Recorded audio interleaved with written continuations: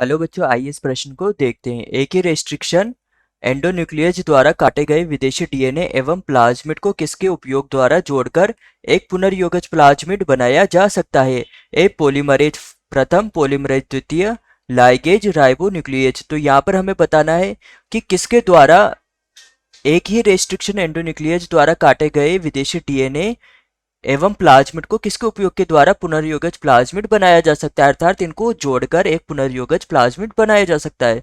तो यहाँ पर प्रश्न को देखते हुए हमारी मुख्य अवधारणा मुख्य अवधारणा होगी कि पुनर्योगज पुनर्योगज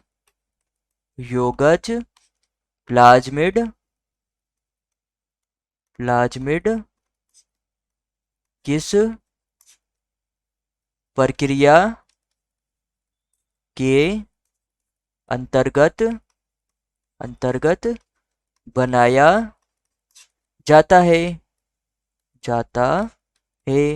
तो यहाँ पर जो ये पुनर्योगज प्लाज्मिड होता है, इस पुनर्योगज प्लाज्मिड का निर्माण जो आनुवांशिक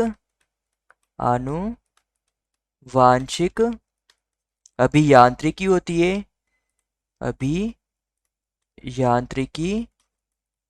इस आनुवांशिक अभियांत्रिकी में पुनर्योगज प्लाज्मिड का निर्माण किया जाता है।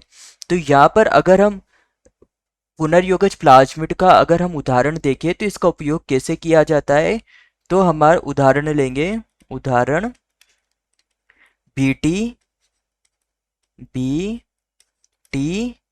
कपास का, क्योंकि जो ये बीटी कपास होती है, इस बीटी कपास में जो कोई जीवाणु होता है, इस जीवाणु के जो वांछित जीन होता है, इस जीन को इस एंडोन्यूक्लियेज, जो यहाँ पर ये एंडोन्यूक्लियेज एंजाइम होता है, इस एंडोन्यूक्लियेज एंजाइम के द्वारा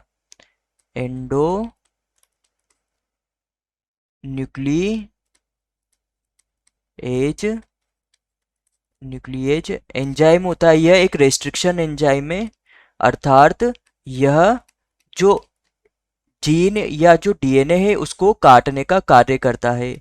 इस कारण इसे रेस्ट्रिक्शन एंजाइम कहा जाता है। तो जो एंडोन्यूक्लियेज एक रेस्ट्रिक्शन एंजाइम है, इसके द्वारा इस जीन को काट करके जो वाहक होता है, उस वाहक में जो लाइगेज होता है, लाइगेज एंजाइम होता है, यह इनको जोड़ने का कार्य करता है। क्योंकि जो ये एंडोन्यूक्लियेज रेस्ट्रिक्शन एंजाइम है, इसके द्वारा इस जीवाणु के डीएनए को जहाँ जो जीन हमें आवश्यक है उसको काटा जाता है, साथ ही इस वाहक को भी इस काटा जाता है इस एंजाइम के द्वारा, तथा इन दोनों को लाइगेज की सहायता से जोड़ दिया जाता है।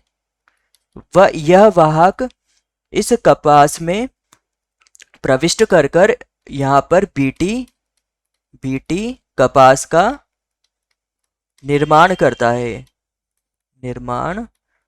है। तो इस प्रकार से प्रश्न ने हमसे पूछा था कि एक ही रेस्ट्रिक्शन एंडोन्यूक्लियेज द्वारा काटे गए विदेशी डीएनए व प्लाज्मिड को किसके उपयोग द्वारा जोड़कर एक पुनर्योगज प्लाज्मिड बनाया जाता है। तो यहाँ पर लाइगेज के द्वारा इन्हें जोड़ा जाता है। तो हमारे पास ए था पॉलीमरेज प्रथम। जो पॉलीमरेज प्रथम होता है यह एक रेस्ट्रिक्शन एंडोन्यूक्लियेज होता है, ना कि जोड़ने वाला, यह काटने वाला होता है, तो यह गलत हो जाएगा। ये पॉलीमरेज द्वितीय, तो यह भी काटने वाला होता है, रेस्ट्रिक्शन एंडोन्यूक्लियेज, ना कि जोड़ने वाला, तो यह भी गलत हो जाएगा। सी है हमारे पास लाइगेज। तो जो लाइगेज होता है यह जोड़ने का कार्य करता है, तो हमारा उत्तर होगा उत्तर सी। डी है हमारे पास राइबोन्यूक्लियेज। तो जो राइबोन्यूक्लियेज है यह भी काटने का कार्य करता है डीएनए खंड को, ना कि जोड़ने का, तो यह भी गलत हो जाएगा। तो हमारा उत्तर होगा उत्तर सी, लाइगेज। तो यहां पर हमारा प्रमुख सिद्धांत होगा कि आनुवांशिक अभियांत्रिकी में वांछित जीन को प्रविष्ट करवा कर